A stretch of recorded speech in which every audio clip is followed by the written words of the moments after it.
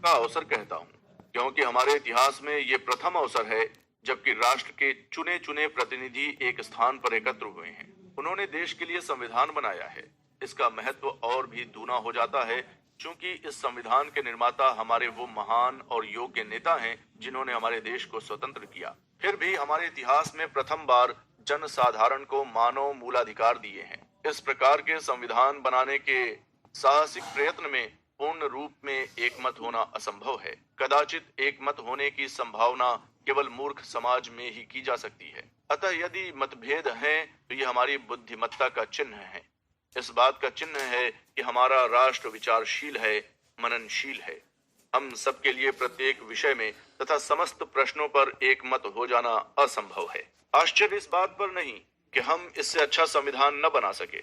आश्चर्य तो इस बात पर है कि हम किसी एक उस सीमा तक एकमत हो गए जो इस संविधान में समाविष्ट है। जहां तक देशी राज्यों की जनता का संबंध है, हम सबके लिए ये एक बड़ी कृतज्ञता का विषय है। जब हमने इस विशाल भवन के द्वार में प्रवेश किया, हमारे मन में यह संशय था कि जैसा विभिन्न करार पत्रों में दिया हुआ है, इन राज्यों को अपनी संविधान सभाएं बुलानी होंगी। सौभाग्यवश ये सब संशय निराधार सिद्ध हुए। अब जबकि इस संविधान को अंतिम रूप दिया जा रहा है, जब ये महान कार्य समाप्ति पर है, हमारे लिए ये बड़े संतोष की बात है कि वही संविधान राज्यों पर भी लागू होगा जो हमारी एकता का प्रतीक है। पर इसका अर्थ ये नहीं है कि इस संविधान के उपबंधों के प्रति मुझे कोई खेद नहीं है। देशी राज्यों से संबंध रखने वाले कुछ उपबंधों के प्रति मुझे खेद है। मुझे इस कारण खेद है कि अनुच्छेद 371 के अधीन 10 वर्ष की अवधि के लिए इन राज्यों के प्रशासन पर केंद्र के नियंत्रण का आरोपण किया गया है। मैं केवल यही कहूंगा कि इस संविधान में चाहे जो दोष या गुण हो, सारी बातें इसके क्रियाकरण पर निर्भर हैं। जैसा ब्राइस ने कहा है, एक संविधान रूपी पौध का लगाना सरल है, पर उस प्रवृत्ति रूपी पौधा का लगाना सरल नहीं है जिसकी उस संविधान को कार्यान्वित करने में आवश्यकता हो। अतः हम सब उस महान अमेरिकी निवासी महान राजनीतिज्ञ बेंजामिन फ्रैंकलिन के शब्दों को याद करें, जिन शब्दों को मैं इस सभा के तथा बाहर के लोगों के लिए प्रस्तुत करता हूँ। अपने मिथ्याभिमान को हम छोड़ दें। हम ये न समझें कि ये त्रुटि नहीं कर सकते हैं। हम में से ऐसा कोई भी नहीं है जो त्रुटि नहीं करता हो। इस संविधान में चाहे जो कुछ गुण या दोष हों, पर इस बात में कोई संदेह नहीं है कि यह संविधान कार्यान्वित हो सकता है। इस संविधान की परिसीमाएं हमारी अनोखी परिस्थिति की परिसीमाएं हैं। इसकी सफलताएं इस पीढ़ी की सफलताएं हैं, वो पीढ़ी जिसने देश को दासत्व से छुड़ाकर स्वतंत्र किया। अतः मैं इसका अपने नेताओं की एक महान सफलता के रूप में स्वागत करता हूँ। यदि हम प्रस्तावना के भावानुसार इस संविधान को कार्यान्वित करते हैं तो मुझे विश्वास है कि हमारे देश का भविष्य महान होगा। Doctor B.R. अम्बेडकर। संविधान सभा में अनुसूचित जातियों के स्वार्थों की रक्षा कराने के अतिरिक्त मैं अन्य किसी महानतर आकांक्षा को लेकर नहीं आया था। मुझे स्वप्न में भी ये विचार नहीं पैदा हुआ था कि मुझे और भी बड़े बड़े कार्यों को हाथ में लेने के लिए आमंत्रित किया जाएगा। इस कारण जब सभा ने मुझे मसौदा समिति में निमंत्रित किया तो मुझे बड़ा आश्चर्य हुआ। जब मुझे मसौदा समिति का सभापति चुना गया तो और अधिक आश्चर्य हुआ। जो श्रेय मुझे दिया गया है उसका वास्तव में मैं अधिकारी नहीं हूँ। उसके अधिकारी B.N. राव भी हैं, जो इस संविधान के संवैधानिक परामर्शदाता हैं, जिन्होंने मसौदा समिति के विचारार्थ संविधान का एक मोटे रूप में मसौदा बनाया। सबसे अधिक श्रेय इस संविधान के मुख्य मसौदा लेखक S.N. मुखर्जी को है। बहुत ही जटिल प्रतिस्थापनों को सरल से सरल तथा स्पष्ट से स्पष्ट वैध भाषा में रखने की उनकी योग्यता की बराबरी कठिनाई से की जा सकती है। कठिन परिश्रम करने की उनकी सामर्थ्य की तुलना किसी से नहीं की जा सकती है। इस सभा के लिए वे एक देन स्वरूप हैं। यदि उनकी सहायता न मिलती तो इस संविधान को अंतिम रूप देने में इस सभा को कई और वर्ष लगते। मसौदा समिति का कार्य बहुत ही कठिन हो जाता यदि यह संविधान सभा विभिन्न विचार वाले व्यक्तियों का एक समुदाय मात्र होती, एक उखड़े हुए फर्श के समान होती, जिसमें कहीं एक काला पत्थर होता तो कहीं सफेद, और जिसमें प्रत्येक व्यक्ति या प्रत्येक समुदाय स्वयं अपने को विधिवेत्ता समझता, सिवाय उपद्रव के और कुछ नहीं होता। सभा में कांग्रेस पक्ष की उपस्थिति ने इस उपद्रव की आशंका को पूर्णतया मिटा दिया। इसके कारण कार्यवाहियों में व्यवस्था और अनुशासन दोनों बने रहे। कांग्रेस पक्ष के अनुशासन के कारण ही मसौदा समिति यह निश्चित रूप में जानकर कि प्रत्येक अनुच्छेद और प्रत्येक संशोधन का क्या भाग्य होगा, इस संविधान का संचालन कर सकी। अतः इस सभा में संविधान के मसौदे के शांत संचालन के लिए कांग्रेस पक्ष ही श्रेय का अधिकारी है। अध्यक्ष महोदय, मुझे आपको धन्यवाद देना चाहिए कि आपने बड़ी कुशल रीति से इस सभा की कार्यवाहियों का संचालन किया। जिन लोगों ने इस सभा की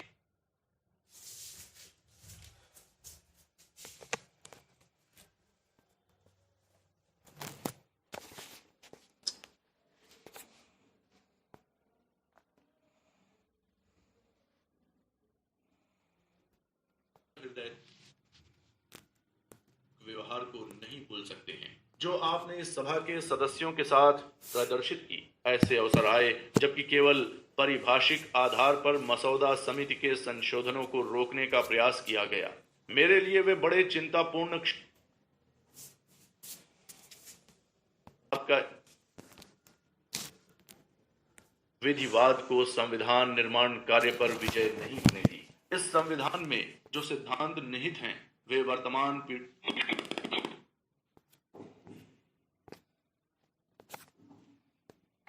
यदि आप इस कथन में कुछ अतिशयोक्ति समझें तो मैं ये कहूंगा कि ये संविधान सभा के सदस्यों के विचार हैं। इस संविधान के किसी भी आलोचक को मैं ये चुनौती देता हूं कि वो ये सिद्ध करें कि संसार में कहीं भी किसी संविधान सभा ने उन परिस्थितियों में जिनमें ये देश फंसा हुआ है, संविधान के संशोधन के लिए इतनी सुविधाजनक प्रक्रिया उपबंधित की हो। जो लोग इस संविधान से असंतुष्ट हैं, उन्हें केवल 2/3 बहुमत प्राप्त करना है। यदि वे वयस्क मताधिकार द्वारा निर्वाचित संसद में 2/3 बहुमत भी प्राप्त नहीं कर सकते हैं, तो ये नहीं समझा जा सकता है कि जन साधारण उनके असंतोष में उनका साथ दे रहा है। इस बात की बड़ी शिकायत की गई है कि केंद्रीयकरण बहुत अधिक है। राज्यों की स्थिति नगर पालिकाओं जैसी कर दी गई है। यह स्पष्ट है कि यह विचार केवल अतिशयोक्ति ही नहीं बल्कि ये इस बात के प्रति मिथ्या धारणा पर भी आधारित है कि संविधान यथार्थ रूप में किन किन बातों के लिए प्रयास करता है। केंद्र और राज्यों में परस्पर संबंध के विषय में उन मूलाधिकारों को ध्यान में रखना आवश्यक है जिस पर यह संबंध निर्भर करता है। संघीय शासन पद्धति का यह मूलभूत सिद्धांत है कि विधायी और कार्यपालिका के अधिकार का विभाजन केंद्र और राज्यों में केंद्र द्वारा निर्मित किसी विधि द्वारा नहीं होता, वरन स्वयं संविधान द्वारा किया जाता है। यही ये संविधान करता है। हमारे संविधान के अधीन राज्य अपने विधायी और कार्यपालिका अधिकार के लिए किसी प्रकार से भी केंद्र पर आश्रित नहीं है। इस विषय में केंद्र और राज्यों की स्थिति समान है।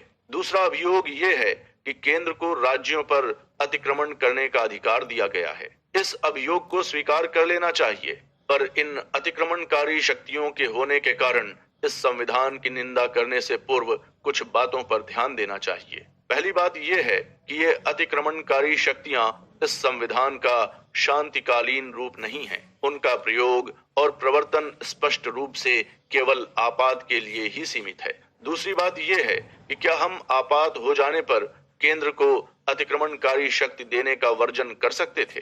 जो लोग आपात में भी केंद्र को इन अतिक्रमणकारी शक्तियों के देने के औचित्य को स्वीकार नहीं करते हैं, वे ऐसा प्रतीत होता है कि इस विषय के मूल में जो समस्या है उसका वे स्पष्ट ज्ञान नहीं रखते हैं। जनता के एक विशाल वर्ग की सम्मति के अनुसार आपातकाल में नागरिक की अविशिष्ट राज्य भक्ति केंद्र के प्रति होनी चाहिए, न कि संगठक राज्य के प्रति, क्योंकि केंद्र ही सार्वजनिक लक्ष्य के लिए तथा समूचे देश के सामान्य हित के लिए प्रयत्नशील हो सकता है।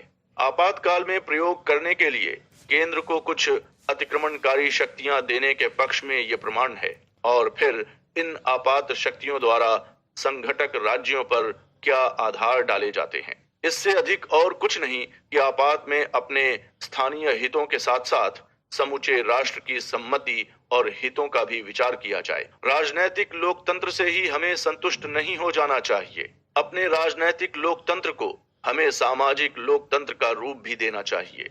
सामाजिक लोकतंत्र का क्या अर्थ है? इसका अर्थ जीवन के उस मार्ग से है जो स्वतंत्रता, समता और बंधुत्व को जीवन के सिद्धांतों के रूप में अभिज्ञात करता है। स्वतंत्रता, समता और बंधुत्व के इन सिद्धांतों को इन तीनों के एक संयुक्त रूप से पृथक पृथक मदों के रूप में नहीं समझना चाहिए। इन तीनों का मिलकर एक इस प्रकार का संयुक्त रूप बनता है कि एक का दूसरे से विच्छेद करना लोकतंत्र के मूल प्रयोजन को ही विफल करना है। स्वतंत्रता को समता से पृथक नहीं किया जा सकता, समता को स्वतंत्रता से पृथक नहीं किया जा सकता और न स्वतंत्रता या समता को ही बंधुत्व से पृथक किया जा सकता है। समता विहीन स्वतंत्रता से कुछ व्यक्तियों की अनेक व्यक्तियों पर प्रभुत्व का प्रादुर्भाव होगा। स्वतंत्रता विहीन समता व्यक्तिगत उपक्रम का ह्रास करेगा। बंधुत्व के बिना स्वतंत्रता और समता अपना स्वाभाविक मार्ग ग्रहण नहीं कर सकते। मेरी यह सम्मति है कि इस बात में विश्वास करके कि हमारा एक राष्ट्र है, हम एक बड़े माया जाल में अपने आप को डाल रहे हैं। हजारों जातियों में बटी हुई जनता किस प्रकार एक राष्ट्र हो सकती है? जितना शीघ्र हम ये अनुभव कर लें कि अभी हम राष्ट्र शब्द के सामाजिक और मनोवैज्ञानिक अर्थ में राष्ट्र नहीं हैं, उतना ही हमारे लिए लाभदायक होगा, क्योंकि ये अनुभव कर लेने पर ही हम एक राष्ट्र बनाने की आवश्यकता का अनुभव करेंगे। इस लक्ष्य को प्राप्त करने के मार्ग और साधनों के बारे में गंभीर विचार करेंगे। इस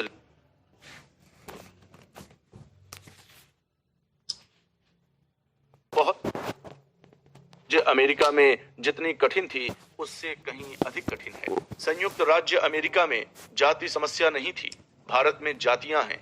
ये जातियां राष्ट्रीयता की विरोधिनी हैं। सर्वप्रथम इस कारण ये सामाजिक जीवन में पार्थक्य प्रस्तुत करती हैं। ये इस कारण भी राष्ट्रीयता की विरोधिनी है कि परस्पर जातियों में ईर्ष्या और द्वेष उत्पन्न करती हैं। परंतु यदि हम वास्तव में एक राष्ट्र के रूप में स्थापित होना चाहते हैं तो हमें इन सब कठिनाइयों पर विजय प्राप्त करनी होगी। यदि हम इस संविधान का रक्षण करना चाहते हैं जिसमें हमने जनता के लिए, जनता द्वारा, जनता की सरकार के सिद्धांत की प्रतिष्ठा करने का प्रयास किया है, तो हम इस बात का संकल्प करें कि जो बुराई हमारे मार्ग में है उन्हें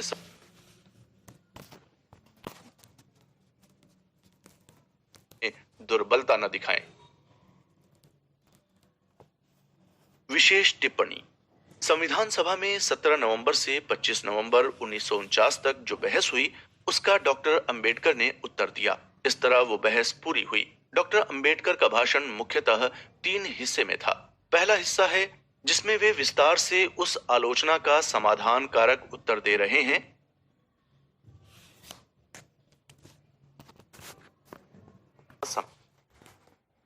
उन्होंने संविधान की आलोचनाओं पर अपना मत व्यक्त किया। तीसरे हिस्से में वे उन आशंकाओं को उठा रहे हैं जो उनके मन मस्तिष्क में उभरे थे। इसे उनकी भविष्य के लिए चेतावनी भी कह सकते हैं। यहाँ सिर्फ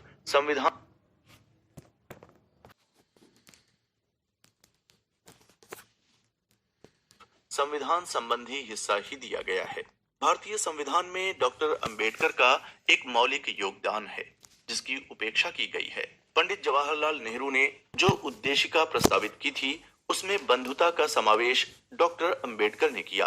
भारत की एकता और अखंडता के लिए वे बंधुता को अनिवार्य समझते थे। ये उनके इस समापन भाषण में भी है।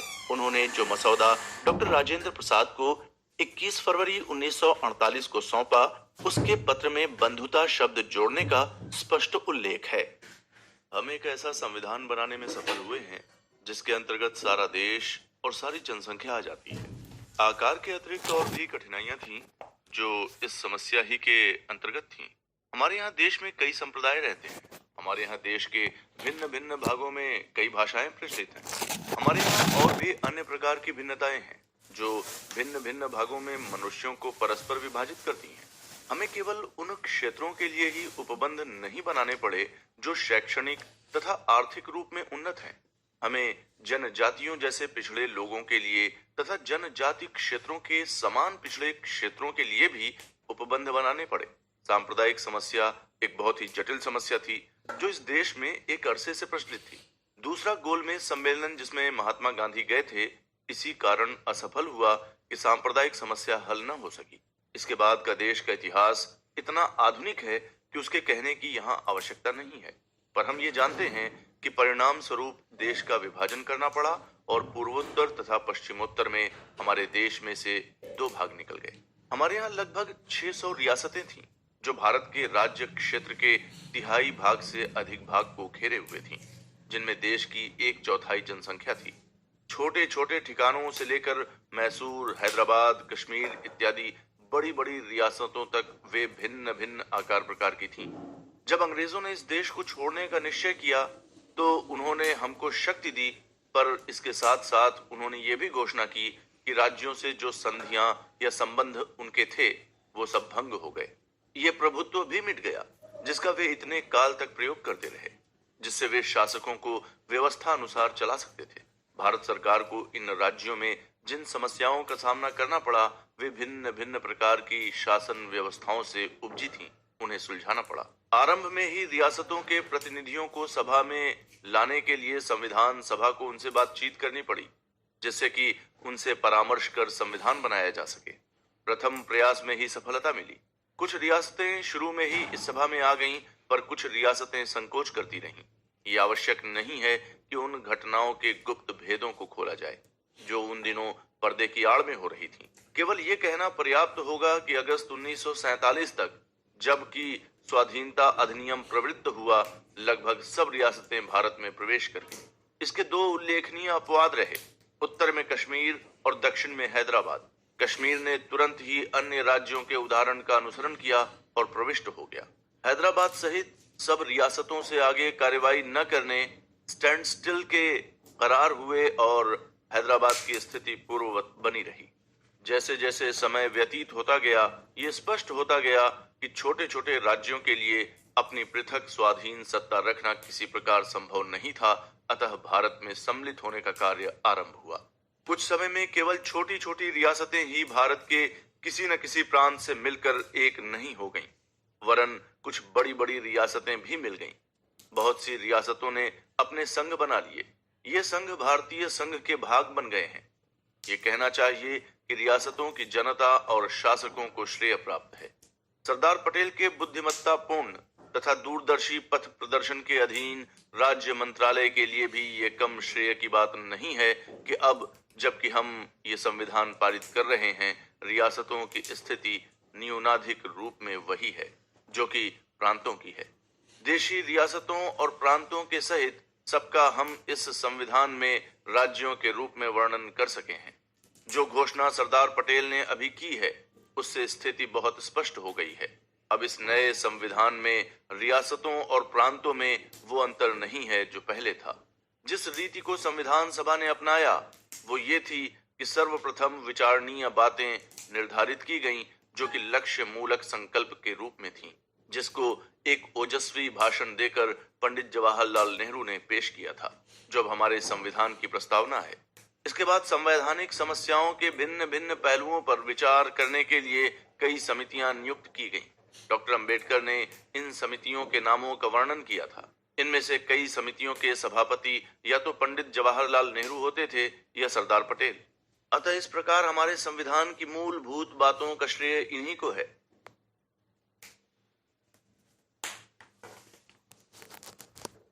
मुझे केवल यही कहना है कि इन सब समितियों ने उचित और ठीक रीति से कार्य किया। अपने 2 प्रतिवेदन प्रस्तुत किए जिन पर सभा ने विचार किया। उनकी सिफारिशों को उन आधारों के रूप में ग्रहण किया गया जिन पर संविधान का मसौदा तैयार किया गया था। यह कार्य BN राव ने किया, जिन्होंने अपने इस कार्य में अन्य देशों के संविधानों के पूर्ण ज्ञान और इस देश की दशा के व्यापक ज्ञान तथा अपने प्रशासनिक ज्ञान का भी पुट दिया।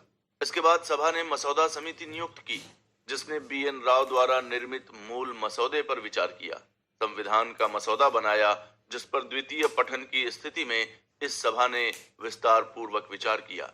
जैसा कि डॉक्टर अंबेडकर ने बताया था, 7635 से कम संशोधन नहीं थे, जिनमें से 2473 संशोधन पेश किए गए। मैं केवल ये सिद्ध करने के लिए ये कह रहा हूं कि केवल मसौदा समिति के सदस्य ही इस संविधान पर दत्तचित्त होकर अपना ध्यान नहीं दे रहे थे, वरन अन्य सदस्य भी सचेष्ट थे। वे मसौदे की पूर्ण रूप से जांच परख कर रहे थे।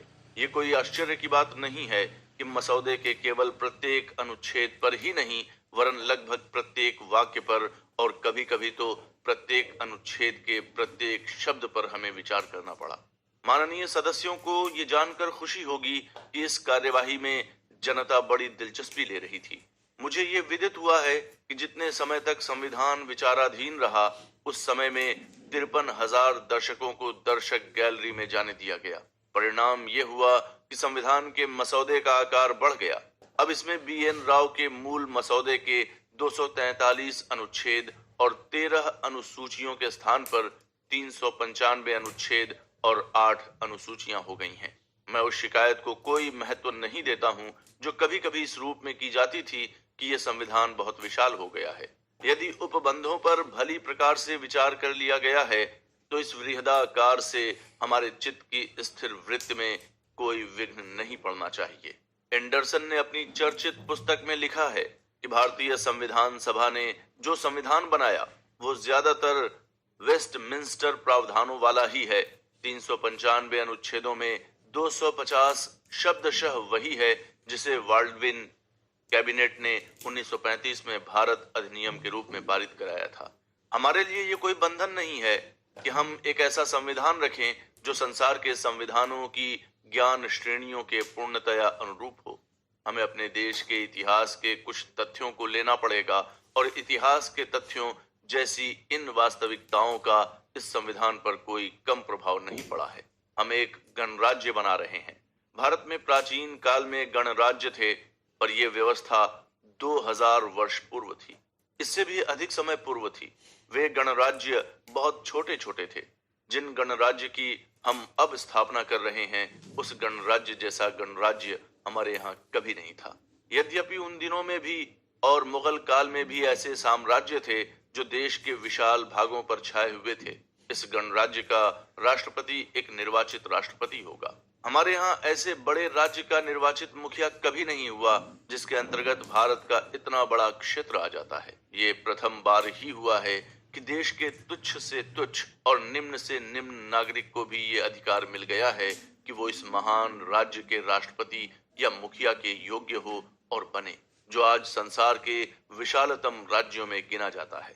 कुछ लोगों ने वयस्क मताधिकार के निर्णय पर संदेह व्यक्त किया है कि यह बुद्धिमानी की बात नहीं होगी।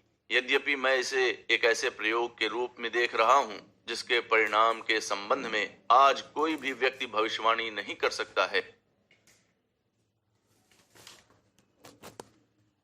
पर मैं इससे आश्चर्यचकित नहीं हुआ हूं। मैं एक ग्रामीण व्यक्ति हूं। यद्यपि अपने कार्य के कारण मुझे बहुत अधिक समय तक नगरों में रहना पड़ा है, परंतु मेरी जड़ अब भी वही है। अतः मैं उन ग्रामीण व्यक्तियों से परिचित हूं जो इस महान निर्वाचक मंडल का एक बड़ा भाग होगा। मेरी सम्मति में हमारे इन लोगों में बुद्धि और साधारण ज्ञान है। उनकी एक संस्कृति भी है जिसको आज की आधुनिकता में रंगे हुए लोग चाहे न समझें, पर है वो एक ठोस संस्कृति। वे साक्षर नहीं हैं और पढ़ने लिखने का मंत्रवत कौशल उनमें नहीं है, पर इस बात में मुझे रंच मात्र भी संदेह नहीं है कि यदि उनको वस्तु स्थिति समझा दी जाए तो वे अपने हित तथा देश के हित के लिए उपक्रम कर सकते हैं। अतः समूचे देश की सरकार दोनों केंद्र में तथा प्रांतों में जनता की इच्छा पर निर्भर होगी, जो दिन प्रतिदिन विधानमंडलों में उनके प्रतिनिधियों द्वारा व्यक्त हुआ करेगी और कभी-कभी साधारण निर्वाचनों में प्रत्यक्ष रूप से जनता द्वारा व्यक्त होगी। संविधान में हमने एक न्यायपालिका की व्यवस्था की है जो स्वाधीन होगी। उच्चतम न्यायालय और उच्च न्यायालयों को कार्यपालिका के प्रभाव से मुक्त करने के लिए इससे अधिक कुछ और सुझाव देना कठिन है। अगर न्यायपालिका को भी किसी बाह्य या असंबद्ध प्रभाव से मुक्त रखने का संविधान में प्रयास किया गया है, हमारा एक अनुच्छेद राज्य की सरकारों के लिए कार्यपालिका के कृत्यों को न्यायिक कृत्यों से अधिक करने के विषय को प्रस्तुत करने के कार्य को सरल कर देता है। उस दंडाधिकारी न्यायालय को जो आपराधिक मामलों पर विचार करता है, व्यवहार न्यायालयों के आधार पर लाने के कार्य को सरल कर देता है। मैं केवल यही आशा प्रकट कर सकता हूँ कि ये सुधार जो बहुत समय पूर्व हो जाना चाहिए था, राज्यों में तुरंत कर दिया जाए। हमारे संविधान में कुछ स्वाधीन अभिकरणों की योजना की गई है, अतः उसमें दोनों संघ और राज्यों के लिए लोक सेवा आयोगों की व्यवस्था की गई है। उन आयोगों को स्वतंत्र आधार पर रखा है। जिससे कि कार्यपालिका से प्रभावित हुए बिना ये अपने कर्तव्य का निर्वहन कर सकें। एक बात जिससे हमें बचना है वो ये है कि जहां तक मानवीय रूप में संभव हो सकता है, यथार्थ साधन, कुल पोषण और पक्षपात के लिए कोई गुंजाइश नहीं होनी चाहिए। मेरा विचार है कि जिन उपबंधों को हमने अपने संविधान में पुनः स्थापित किया है, वे इस दिशा में बड़े सहायक होंगे। एक और स्वाधीन प्राधिकारी नियंत्रण महालेखा परीक्षण है, जो हमारी वित्त व्यवस्था की देखभाल करेगा। इस बात पर ध्यान रखेगा कि भारत या किसी भी राज्य के आगामों के किसी अंश का बिना समुचित प्राधिकार के किसी प्रयोजनों या मदों के लिए उपयोग न हो, जिसका ये कर्तव्य होगा कि वो हमारे हिसाब किताब को ठीक रखेगा। जब हम इस बात पर विचार करें कि हमारी सरकार को अरबों में काम करना होगा, तो ये स्पष्ट हो जाता है कि यह विभाग कितना महत्वपूर्ण और आवश्यक होगा। हमने एक और महत्वपूर्ण प्राधिकारी की व्यवस्था की है, अर्थात निर्वाचन आयोग, जिसका कार्य विधान मंडलों के निर्वाचनों का संचालन तथा निरीक्षण करना होगा। इस संबंध में अन्य आवश्यक कार्यवाही करनी होगी। एक संकट जिसका हमें सामना करना होगा वो किसी ऐसे भ्रष्टाचार से उत्पन्न होता है जिसका शायद पक्ष, अभ्यर्थी या शक्ति प्राप्त सरकार आचरण कर बैठे। हमें एक दीर्घ काल से लोकतंत्रात्मक निर्वाचनों का कोई अनुभव प्राप्त नहीं है, सिवाय पिछले कुछ वर्षों के, और अब जबकि हमें यथार्थ शक्ति प्राप्त हो गई है, भ्रष्टाचार का संकट केवल काल्पनिक मात्र ही नहीं है। अतः ये बात ठीक ही है कि हमारा संविधान इस संकट के प्रति सतर्क है